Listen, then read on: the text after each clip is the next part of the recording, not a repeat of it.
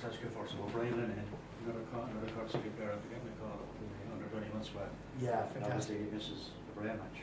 Yeah, well, I suppose look at the most important thing. Look at he's been fantastic for us this year, and spoke to Noel King on a couple of occasions, and Noel asked me, and he said, look, there's a situation we call him in, but like he's on a clash with your Bray match. But to be fair to Brian, like we've been sort of it's his first season getting a proper run. He's done fantastically well, and to be fair, like we're here to promote young players, and that's what we want to do. And I suppose look at an opportunity to call it for Ireland to get a captain. So it wasn't a decision we took lightly, but at the same time, I think players interested in their own interest. It's good for the club, it's good for Brian, and the situation is he goes out on Thursday, he's back in Sunday, so he played in Limerick against Limerick, which is fine. We know we're missing him on Friday against Bray, which is unfortunate, but he's back for Monday night. So look, to be fair, it's an honour for the club, and it's good for Brian himself. It's a big opportunity for him because the current squad, Keith's current squad, this match is friendly, but they have a dead rubber to come.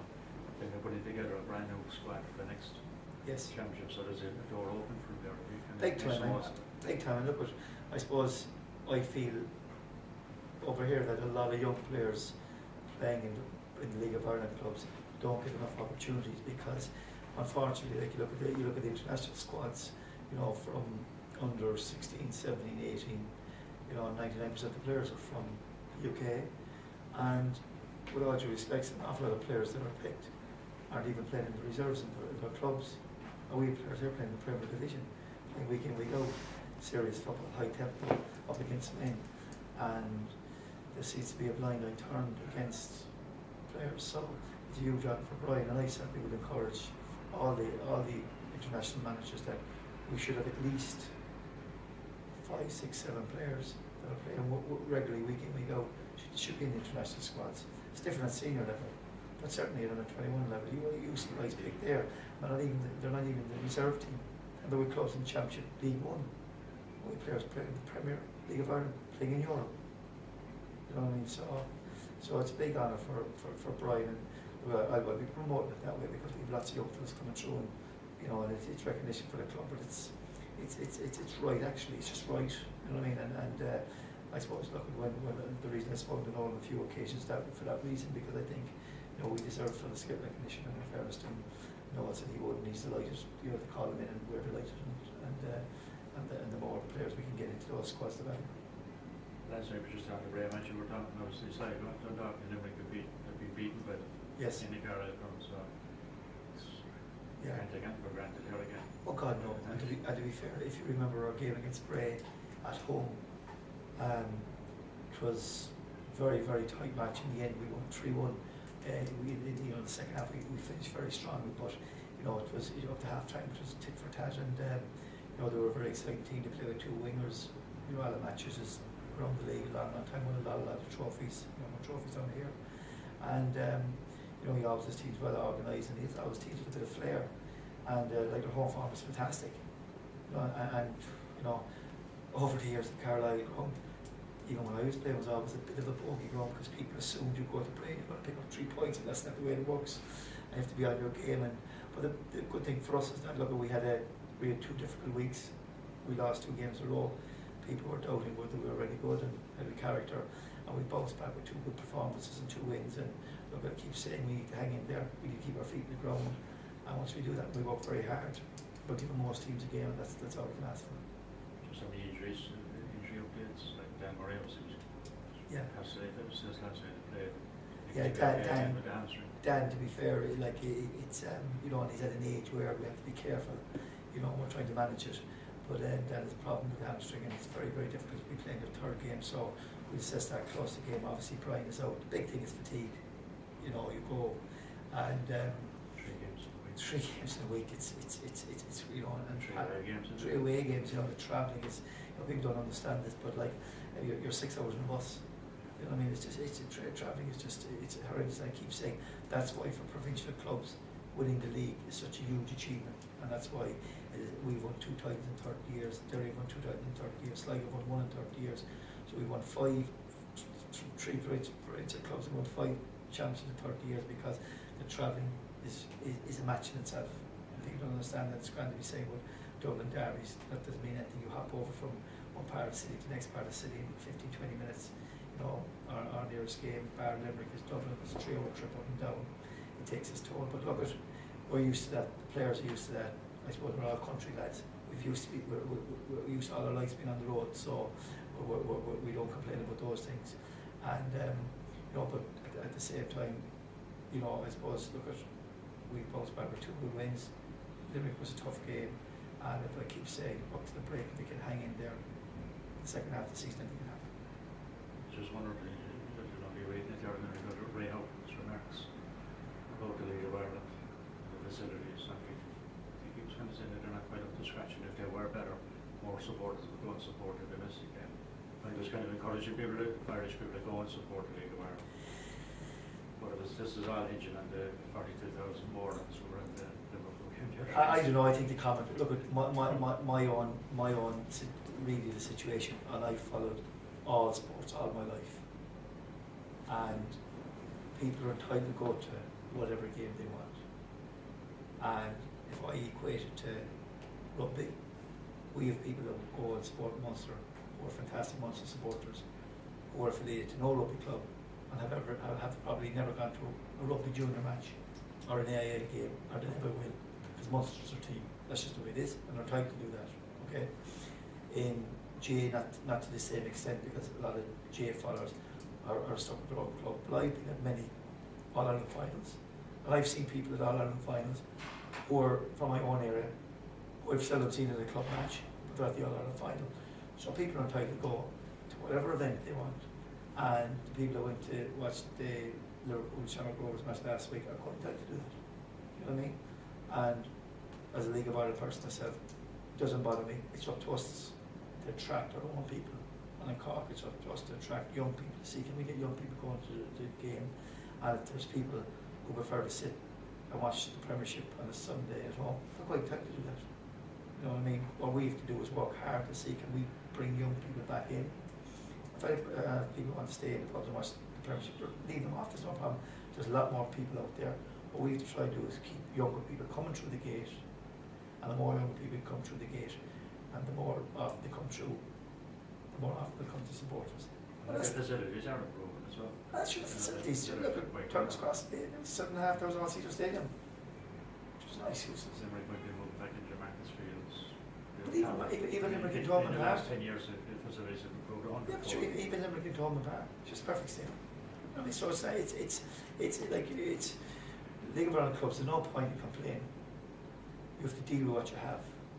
You know, and we're in Cork, and we've proven that, you know, we can bring up to 6,000 people to a match. What we have to work harder is try to keep the team at the top, so we can keep the crowd coming, because if the team are doing well, the crowd will come. If the team aren't doing well, the crowd won't come. That's no different for me. The same in every sport, whether it's Gaelic, rugby, whatever.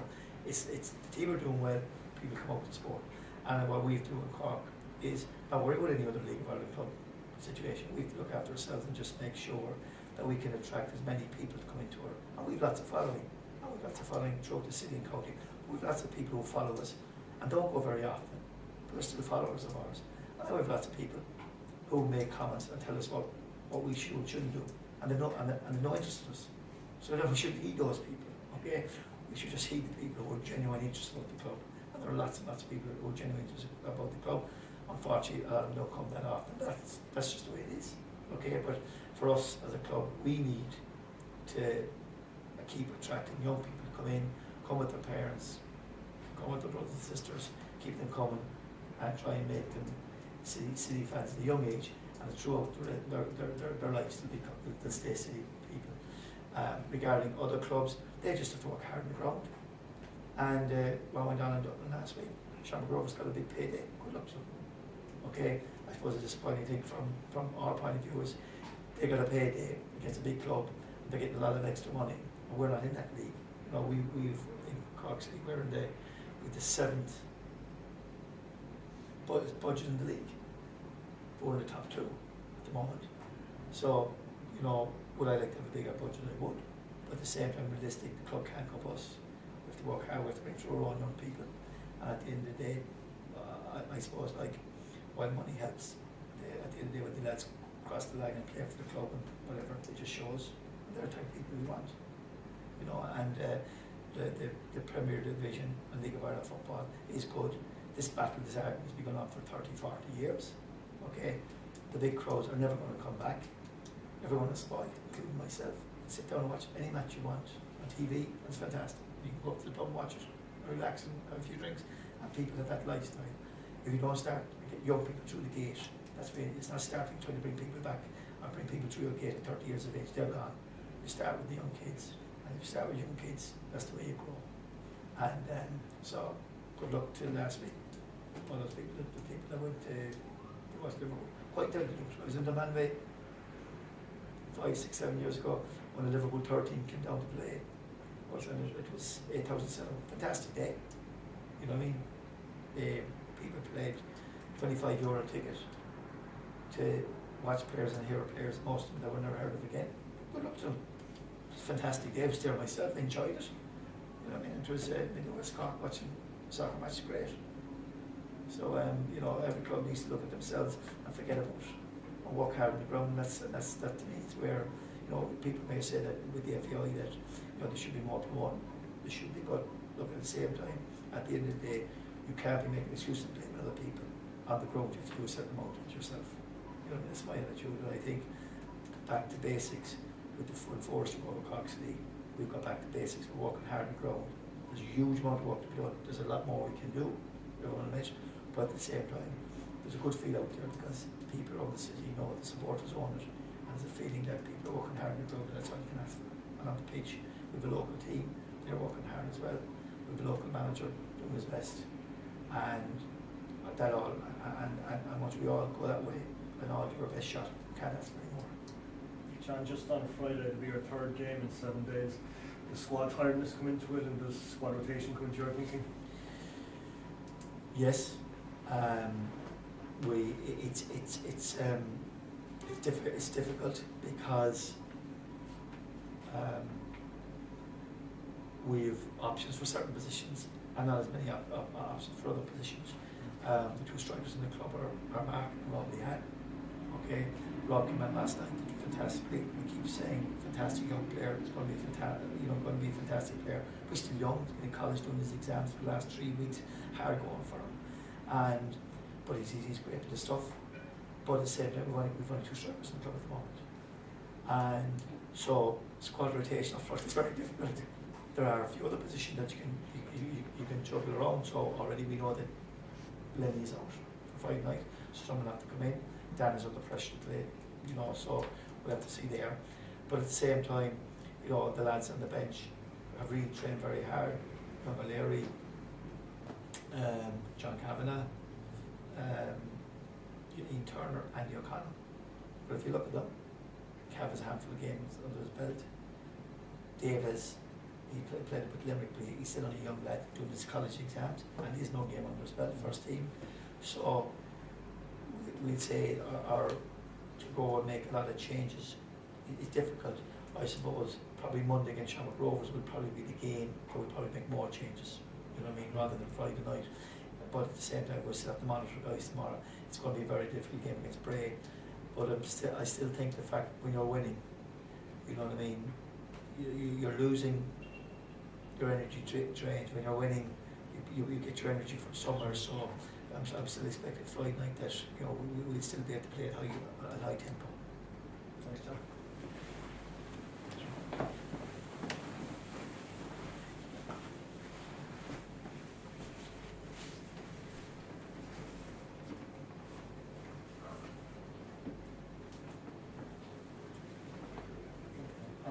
How happy have you been with your old farm so far this season? Yeah, delighted.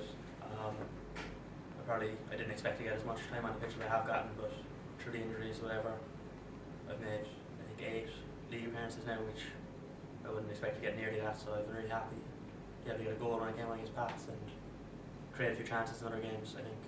Yeah, I'm really happy. And how close do you think you are to starting level? Well, if you think you're knocking on the door, I'd be giving John something to worry about. Hopefully I'll give him something to think about anyway. I'll come on, but obviously Mark's been brilliant all season, so maybe next few games, obviously what John was saying, Rovers, maybe get a chance, but I'm just happy to be involved anyway. Because, like I said, I wasn't expecting to play at all this year, really. So to be even on the bench and getting runs is brilliant. And John's even said he doesn't kind of want to rush your development by pushing you into the deep end too early. So using you as an impact sub seems to be working a treat for John and for Cork City so far.